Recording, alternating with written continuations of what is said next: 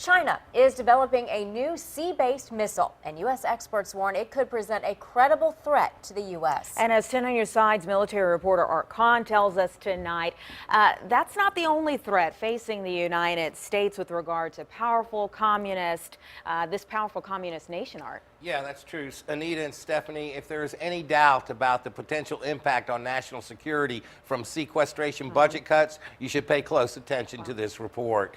China's JL-2 submarine-launched ballistic missile has a range of 4,000 nautical miles and will give that nation its first credible sea-based nuclear deterrent against the U.S. mainland. According to a report coming from a U.S. Congressional Commission on China, that missile is close to achieving initial operational capability. In fact, the weapon could reach IOC later this year.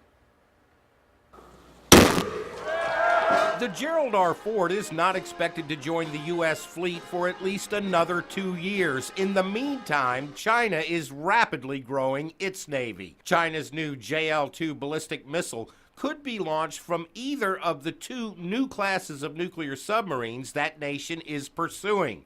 China is also working to extend the range of anti-ship missiles and making impressive surface ship improvements.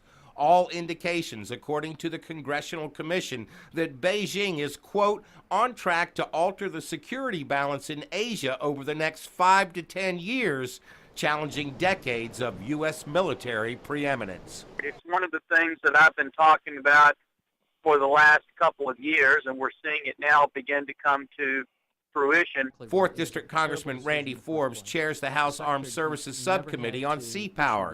He says the budget cuts mandated by sequestration will make it very difficult for the U.S. Navy to keep pace with China. In just about 7 more years, the Chinese will have 72 submarines in the Pacific. The United States will only have 32. By 2020, two well-known analysts predict that the communist nation could become the world's leading shipbuilder when it comes to submarines, surface combatants, and other naval vessels produced per year. Present the bottle. Immediately following the christening of the Gerald R. Ford, Huntington Ingalls president and CEO Mike Petters expressed uncertainty about where funds will come from to keep construction of the next aircraft carrier in the Ford class on track. I can't tell you whether that's going to be another CR or a budget bill, or I don't know that as I mentioned a couple days ago, my crystal ball on that's completely fogged up. We need it badly.